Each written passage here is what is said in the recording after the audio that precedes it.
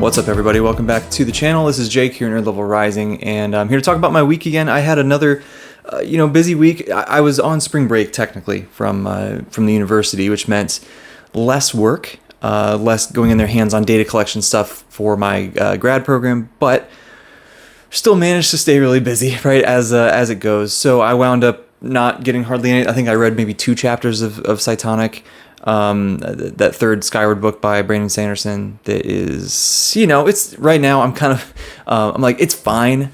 So far it's been easily my least favorite of the 3, but, it's fine. We're still chipping away at it. We'll see if it picks up here as we kind of get through. I think I'm not even halfway through yet. So we'll see if it continues to pick up.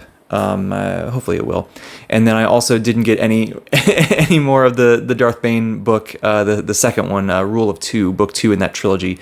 Did not get any work done on that one because, once again, I was trying to catch up on my seasonal anime here this week rather than filling all that time with reading, you know what I mean? Which was nice. I got to catch up on Dragonball Daima, which I have... Okay, so I'm a big Dragon Ball... I have a Dragon Ball tattooed on my arm. I'm a big Dragon Ball fan. And Dragon Ball Z in particular was everything to me as a kid. And, I love that. I actually really like GT. I think I like Dragon Ball GT more than most people. And then we got in here and Dragon Ball Super was there was good moments for sure, but overall, it was fine. I don't know. There was a lot of stuff about it that I wasn't crazy about, but there were certainly some awesome moments, as well. So when Daima got announced and I was like, okay, they're going back to being kids again. Great. Right. I don't need this. But I like it enough. I've always said, Dragon Ball Z means so much to me. I will always watch anything Dragon Ball that comes out. And I tried this and I was like, this is strangely incredible. The art's they're back to actual art, right? The last few movies that they put out are pretty much all 3D. Especially the last one that was Superhero or something. I'm just not, it's fine. I'm just not crazy about that aesthetic personally. So to see this go back to good art style, the animation is fantastic. At least so far, I think I'm 9 episodes in, whatever the English dub is up to, because this is one of the shows I will always wait for the English dub. Those voice actors just are that's just, I prefer it greatly for Dragon Ball, but, it's just been amazing. The story's been great. I have zero complaints really. So, I have seen a lot of spoilers for later on, which is fine. It's not that big a deal.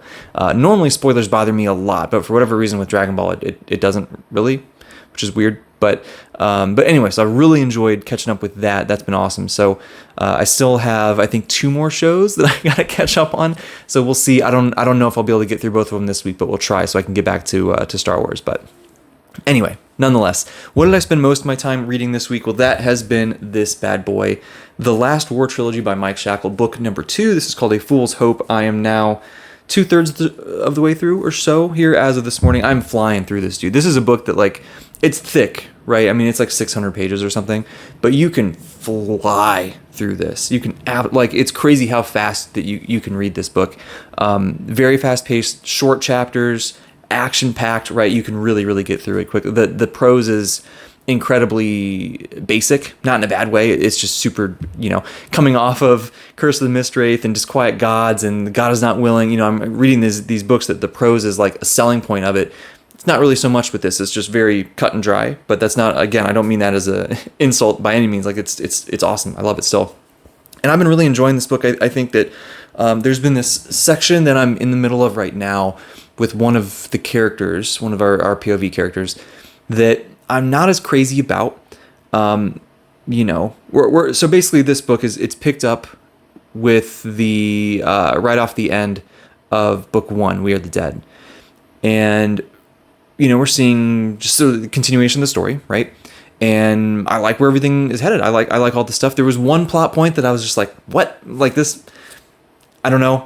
That felt weird or sort of forced for the plot, but, anyway, whatever.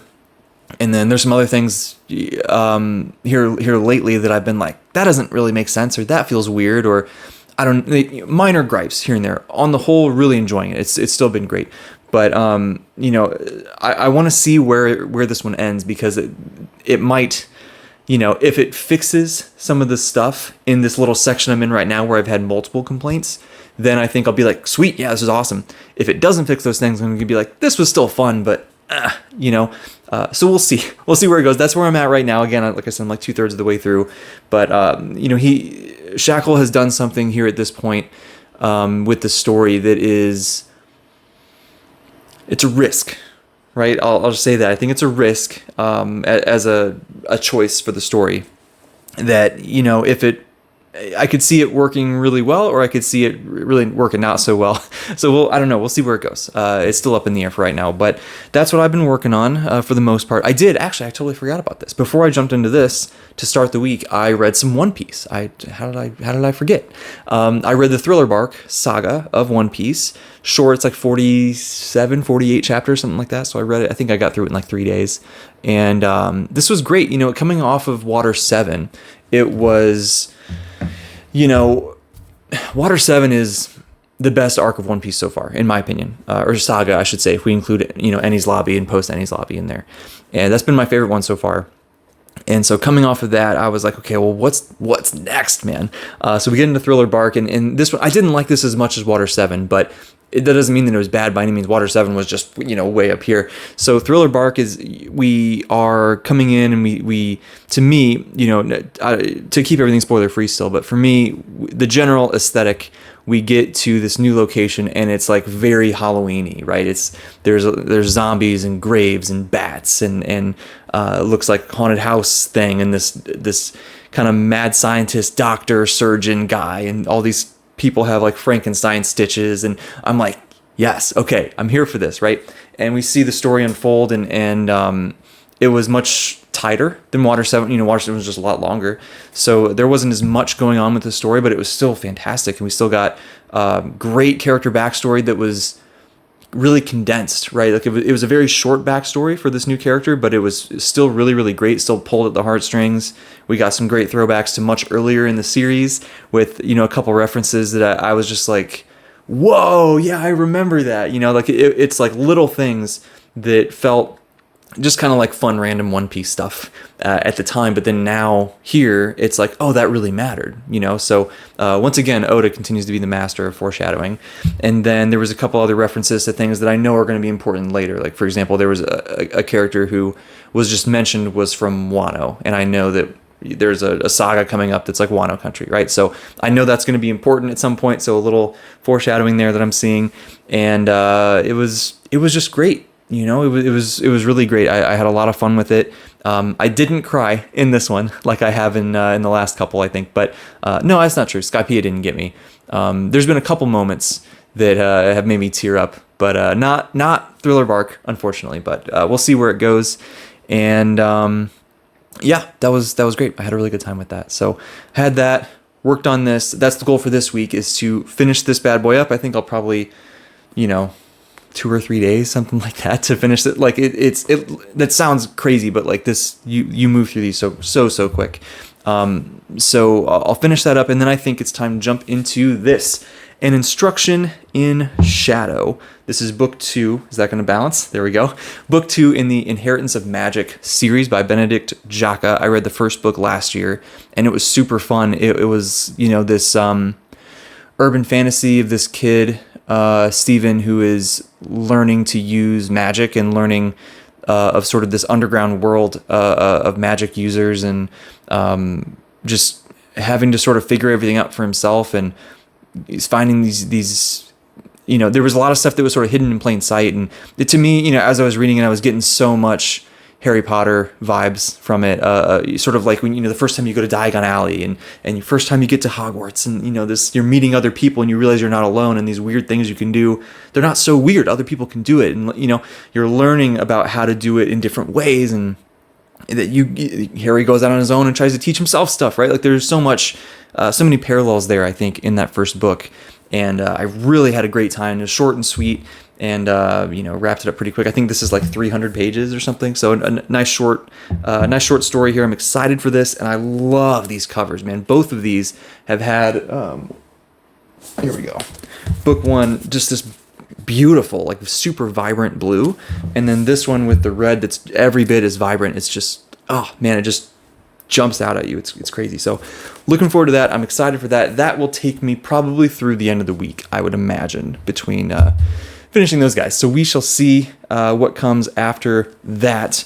Otherwise, I talked about my TV stuff already, right? Working on Dragonball Daima, catching up on that.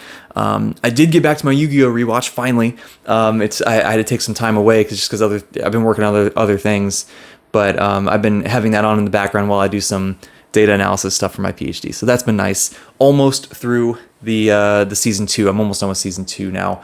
So we'll be able to jump into season 3 and continue through Battle City. It's I love it. I love just reliving all of that story. It's been amazing. No book mail this week. As you can see, there's no other stacks over here, but hey, not every week can be a big book mail week, right? That's fine. I did get to do, I think I mentioned in my update last time that I got to play some Magic with a friend. That was super fun. And I also got to play D&D here last weekend, where pretty much the entirety, we play once a month for like 5 hours, right? And almost the entirety of this 5 hours was a single combat encounter. This was like, we're deep into this dungeon, and we've been uncovering all these things. I kind of jumped in partway into the campaign, right? With another group of people I got to join, and they have been playing for a long time, right? So me joining the game, I joined as a high level character to sort of fit with the rest of it, for the power scaling and all this stuff. And so I jump in as like a level 11 paladin, jumping in, midway through this campaign, and we're going through. Now we're at this point where we found a Dracolich that was waking up, right? And we're like, okay, here we go, right? And that's where the last game ended. So this game, it was just pretty much all combat, and it was awesome, man. It was awesome. I dealt a ton of damage. It was great. The dice rolls were really on my side at that time. I had actually one where it was a turn I would roll 2 d20s, and I got double nat 20s, which is like, if you play D&D, like that's crazy, right? So stoked about that. That was really, really fun. The best thing, though, is that now our monthly game is going to change times, because we've been going where we start at 9 p.m. my time, because a lot of people are in Pacific time zone. So very late nights for me, who normally likes to go to bed around 9 or 10 p.m., where I'm starting a 5-hour game then. Late night. So we're going to change that. Everybody agreed to help me out a little bit and shift the game earlier, which is very, very nice. So I'm excited for that as well. But yeah, that was super fun. Good week on the channel with live streams and stuff, and not just on my channel, on other people. So I got to do a stream with the Red Company guys, Bearded Book Beast, Chris over there, Iskandaria with Alex, and Chance Dillon with Chance Dillon. And we did just like a super chill, just kind of hang out and talk about whatever stream with the four of us. And that was over on Chris's channel. And it was on Chance's channel this time. And so it's always fun to hang out with those guys, right? So that was great. Had a great time there. And then I also got to be a guest on Four Corners of the Page and talk to David over there. And that was a super fun conversation, man. His channel is awesome. His channel is, it's sort of like, it's not just books, right? He talks about some other things as well, just other story in general, and how much it means to him. And he's I think he's very well spoken and very insightful. And if you want something that is, deeper analysis and some of the more, thought-provoking ideas that he gets from some of the stuff that he consumes and all that, 100% check out his channel. It's awesome. So that was a really fun conversation. And then I had a live stream on my channel with Preacher, right, who is just awesome booktuber. Make sure you check out his channel as well. All these people will be tagged in the description here. And that was, man, we streamed forever, dude. It's funny, we started, and I was like, yeah, man, these things usually go for like hour and a half, something, but it's just kind of, we go in, if nobody has a hard cutoff time, then it's like, well, we'll just kind of go with it. And whenever the conversation feels like it's kind of fizzling out or whatever, we'll wrap it up. And we went for like 2.5 hours. It was crazy. And we could have gone longer. I mean, he's super easy to talk to, super cool guy. We got a lot in common. And that was super fun. And we also had a cool announcement on there. If you didn't see that, go watch the replay. Towards the end, we put out our announcement, and I think Preacher's had it on his channel since then as well, maybe. And but yeah, we're starting a big Discord channel with a bunch of us. There's like 7 of us in there that are joining together run a Discord all as a group. And I'm going to be honest, I'm intimidated and I'm nervous because Discord moves very, very quickly. And I don't know if I have the bandwidth to keep up, but I'm going to try my best, man. So I'll link that in the description as well. If you want to join, go in there. We have a ton of stuff started already, right? It's not only book fans and readers, right? We have obviously large group of these people, but there's also creators, there's authors. We want to make sure that we do some stuff to help out like indie authors and just help kind of get their work out to more people, and to whatever extent that we're able to help with that, we want to. And there's just a lot going on in there. We have a lot of cool plans with that, so I'm looking forward to that. Huge shout out to Christopher Navo and Preacher for doing a lot of the work setting that up, and for Slay, who is just the absolute coolest magician on the planet, who somehow comes up with all the time and generosity to help out with so many amazing things, and he's been huge in helping to set this up as well. And then the other guys have helped. Also, I haven't helped hardly at all, right? The other guys, all full credit to everybody else. I'm just kind of jumping in and benefiting from the community thing. So there's that. So check that out in the description. Join the Discord if you want to join it, and I'll have a channel in there specifically for me, and I'll try to be in there and stuff. I will say this though. If you want to make sure I see a comment, make sure you tag me, please, because I might not see it if I'm not directly tagged. I'm going to try my best to remember to go in there and check for updates and notifications and stuff, or not notifications, new chats, discussion, whatever. I'm going to try my best to remember, but I got a lot going on, and I'm probably going to forget if I'm not directly tagged and see the notification pop up. So there you go, fair warning. But so we got that, and then one other announcement here. I have a live stream coming up this Thursday, the 13th at 6 p.m. Eastern time, NLR together with Zachary Shea. Shea is the man, dude. His channel is awesome. I randomly came across his channel, I don't know, several weeks ago, I think, and just another one of these people who can surprise you with, like, you can just see how much he loves the stuff that he's talking about. Unless he doesn't, obviously he's going to be honest if he doesn't love it, but you can just tell, you can feel the passion coming through his videos, and he's very insightful and very analytical, and just has really, really great things to say about the stuff that he's reading. And he's kind of, it's not just fantasy either, right? It's fantasy, sci-fi.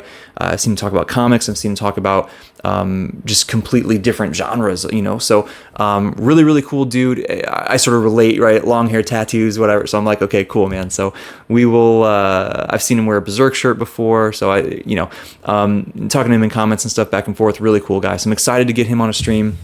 We'll have a good conversation here on Thursday, so come check out the live stream there. Be in the chat if you are free, and hang out with us, and go check out his channel, man. I want people to. I told him this too. I was like, dude, your channel is awesome, and I want more people to see it. And to whatever small extent that I can help with that, I want to try to do that. So looking forward to that, man. That's going to be really cool. And that's about all I got. Right? It was another busy week, but some good stories coming in through the brain. And some good conversations with people. Always love that. I did get a tiny bit of time to work on some writing, but not very much. I think I'm up to like 2,500 words or something in the short story that I'm working on, and I'm kind of getting closer to the climax of it. So that's been really fun, right? Continues to just be a blast. Whenever I can carve out the time and do it, it's just been so fun, and continues to reinforce how much I want to do it. So we'll see where that goes. But anyway, that was my week. So talk to me in the comments, man. How was your week? What have you been up to? What are you reading? What are you watching? What are you playing? What are you doing? No video games again this week, right? That's always how it goes with me. I'm trying to get there. I'm trying to be a gamer, right? I'm trying, but it's hard. And so yeah, let me know what's going on with you, man. If you liked the video, hit that thumbs up button, hit that subscribe button, all that good stuff. Let's keep the community growing. Let's keep meeting new people. Let's keep having fun conversations. Always the funnest thing that we do here, man. Always. So that's all I got for today. Thank you for watching. I'll see you in the next video.